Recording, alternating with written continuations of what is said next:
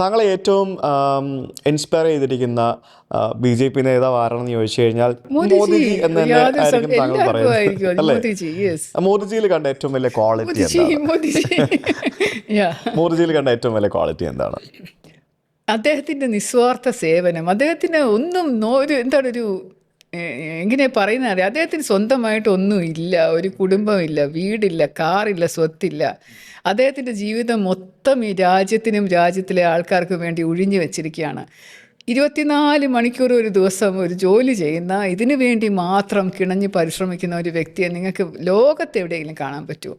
ഈ എന്തുമാത്രം ഡെവലപ്മെൻറ്റാണ്, എന്തുമാത്രം വികസനമാണ് കഴിഞ്ഞ 12 വർഷമായിട്ട് നമ്മുടെ രാജ്യത്ത് കൊണ്ടുവന്നതെന്ന് മാത്രം ആലോചിച്ച് നോക്കിയാൽ മതി.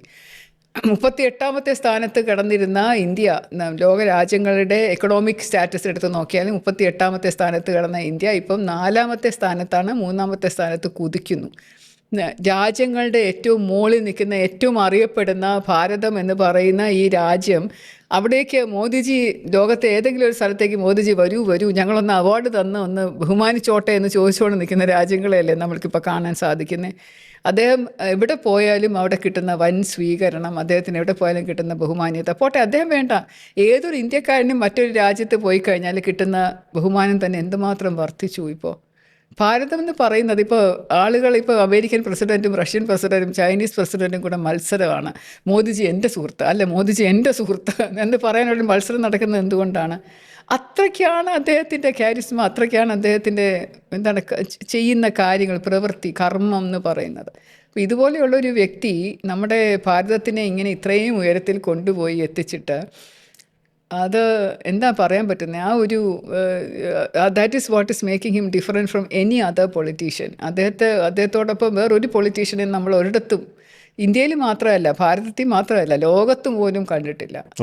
അതിൽ 3ാമത്തെ പ്രാവശ്യം നമ്മൾ വോട്ട് ചെയ്ത് കയറ്റി എന്ന് പറയുന്നു. ഇനിയിപ്പം അദ്ദേഹം തിരഞ്ഞെടുക്കുന്ന എനിക്ക് മതിയായി, എനിക്കിനി വിശ്രമം വേണം എന്ന് പറയുന്നത് വരെ അദ്ദേഹത്തെ നമ്മുടെ നേതൃസ്ഥാനത്ത് കാണാൻ തന്നെയാണ് ഓരോ ഭാരതീയനും ആഗ്രഹിക്കുന്നത്.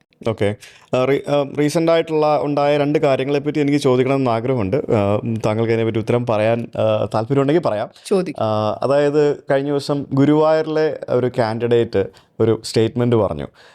അത് ശരിക്കും എനിക്ക് പോലും ഇദ്ദേഹം എന്താ ഇങ്ങനെ പറയുന്നതെന്ന് തോന്നിപ്പോയി. അതായത് ഇവിടെ ഒരു ഹിന്ദു MLA വേണം, ഗുരുവായൂരപ്പൻ്റെ നാട്ടിലൊരു ഹിന്ദു MLA വേണം എന്നുള്ള ഒരു സ്റ്റേറ്റ്മെൻറ്റാണ് പറഞ്ഞത്. അപ്പം അതേപോലെ തന്നെ 2 കാര്യങ്ങൾ. 2ാമത്തെ കാര്യം, കഴിഞ്ഞ ദിവസം UP നിന്ന് വന്ന 2 അഘോരിമാരായിട്ടുള്ള ആളുകൾ എന്ന് പറയുന്ന കുറച്ച് ആളുകൾ കേരളത്തിൽ വന്നിട്ട് രാജീവ് ചന്ദ്രശേഖറിൻ്റെ കൂടെ കുറച്ച് കാര്യങ്ങളും അങ്ങനെയുള്ള സംഭവങ്ങളൊക്കെ കണ്ടു. അപ്പോൾ അത്തരത്തിലുള്ള സംഭവങ്ങൾ അതിവിടെ, അങ്ങനെയുള്ള പൊളിറ്റിക്സ് ഇവിടെ കേരളത്തിൽ വർക്കൗട്ട് ആകുമോ? അത് BJPക്ക് ക്ഷീണം ചെയ്യില്ലേ അങ്ങനെയുള്ള ഈ 2 കാര്യങ്ങൾ, ഇതുപോലുള്ള സംഭവങ്ങളൊക്കെ? 2 കാര്യങ്ങളിലും തൽപര രാഷ്ട്രീയ ഒരു എതിരാളികൾ ഹൈപ്പ് ചെയ്ത് കാണിക്കുന്ന മാധ്യമ ഒരു കാര്യമുണ്ടെന്നാണ് എൻ്റെ കണക്ക് കൂട്ടൽ. എനിക്ക് തോന്നുന്നില്ല അത് നിങ്ങൾ വിചാരിക്കുന്ന പോലെയുള്ള ഒരു സംഭവമാണിതെന്ന്. കാരണം ഭാരതീയ ജനതാ പാർട്ടി അങ്ങനെ ഒരു പാർട്ടി അല്ല. നമ്മൾ സബ്കെ സാത്ത് സബ്കെ വികാസ് എന്ന് പറയുന്ന ഒരു പാർട്ടിയാണ്. നമ്മളെല്ലാവരും വേണം. ഇവിടെ അങ്ങനെ ഒരു ഭേദമില്ല, ജാതി ഭേദമില്ല, മതദ്വേഷമില്ല. നമുക്ക് എല്ലാവരും, നമ്മുടെ മുസ്ലിം സമുദായവും ക്രിസ്ത്യൻ സമുദായവും ഹിന്ദു സമുദായവും കൂടെ ഒറ്റക്കെട്ടായിട്ട് നിന്നുകൊണ്ട് പ്രവർത്തിക്കുന്നതാണ്. അപ്പം ആരെന്ത് പറഞ്ഞാലും നമ്മുടെ മാധ്യമങ്ങൾ പറയുന്നു ഇന്ന വ്യക്തി ഇന്ന കാര്യം പറഞ്ഞു, ഇന്ന വ്യക്തി ഇന്നത് ചെയ്തു എന്ന് പറഞ്ഞു കഴിഞ്ഞാലും ഒരു ഭാരതീയ ജനതാ പാർട്ടിയിൽ വിശ്വസിക്കുന്ന ഒരു പാർട്ടി പ്രവർത്തകൻ ഒരിക്കലും അങ്ങനെ ഒരു ചിന്തയിലല്ല ചെയ്യുന്നത്. ഇത് മാധ്യമങ്ങൾ എങ്ങനെ കാണിച്ചാലും, ഏത് രീതിയിൽ പെയിൻറ്റ് ചെയ്ത് കാണിച്ചാലും, ഇതിപ്പോൾ ഇങ്ങനെ പെയിൻറ്റ് ചെയ്ത് കാണിക്കുന്ന ഇലക്ഷൻ പടിവാതിലെത്തി നിൽക്കുന്നതുകൊണ്ടല്ലേ? അല്ലായിരുന്നെങ്കിൽ ആരെങ്കിലും ബോദർ ചെയ്യുമായിരുന്നോ? ഒരു വ്യക്തി ഇരുന്ന് എന്തെങ്കിലും പറയുന്നത് കേട്ട് ആരെങ്കിലും ഇത്രയും ഹൈപ്പ് കൊടുക്കുമായിരുന്നോ?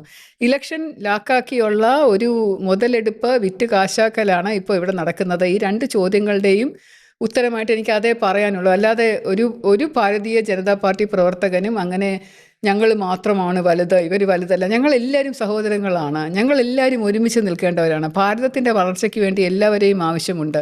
ഇവിടെ നമ്മൾ വിവിധ മതസ്ഥരെ പ്രോത്സാഹിപ്പിക്കുന്നത് എന്തുകൊണ്ടാണ്? ഇത് വസുദൈവ കുടുംബകം എന്ന് പറയുന്ന എല്ലാവരാലും ഉണ്ടാക്കിയെടുക്കപ്പെട്ട ഒരു നല്ല അടിസ്ഥാനമുള്ള സ്നേഹമുള്ളതാണ്. അപ്പം നമ്മളെല്ലാവരെയും സഹോദരന്മാരായിട്ടാണ് കാണുന്നത്. അതുകൊണ്ട് ഇതിലങ്ങനെ പത്രക്കാർ വിചാരിക്കുന്നത് പോലെ അല്ലെങ്കിൽ മോൻ ചോദിക്കുന്നത് പോലെയുള്ള യാതൊരു ദുരുദ്ദേശവും ഇല്ല. ഇതെല്ലാം അങ്ങ് നടന്നു പോകുന്ന കാര്യങ്ങളെ മാത്രം ഇങ്ങനെ ഇതെടുത്ത് വെച്ച് ഒരു സാധനം കിടക്കുമ്പോൾ ഒരു നമ്മളിങ്ങനെ അരിയൊക്കെ ഉണക്കാനിടുമ്പോൾ ഒരു കരിഞ്ഞ അരി എടുത്ത് വെച്ചിട്ട് "ദാ ഇതാണ് എല്ലാ അരിയും" എന്ന് കാണിക്കത്തില്ലേ?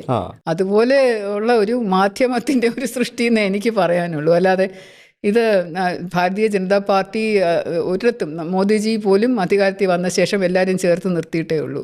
അദ്ദേഹം നമ്മുടെ കേരളത്തിലും അതുപോലെ അധികാരത്തിൽ വന്നു കഴിഞ്ഞാൽ നമുക്ക് വേണം ഇവരെ എല്ലാവരും, നമ്മളെല്ലാവരും ഒരുമിച്ച് നിന്നേ പോകാൻ പറ്റുള്ളൂ. അതാണ് അതിൻ്റെ അന്തസ്സ്. നമ്മൾ സംസ്കാരം, ഭാരത സംസ്കാരം പോലും അതിഥി ദേവോ ഭവ എന്ന് പറഞ്ഞ് സ്വീകരിച്ച് ആനയിച്ച് നമ്മുടെ വീട്ടിൽ ഇടം കൊടുത്തതാണ് എല്ലാവരെയും. അത് തുടർന്നും പോകും.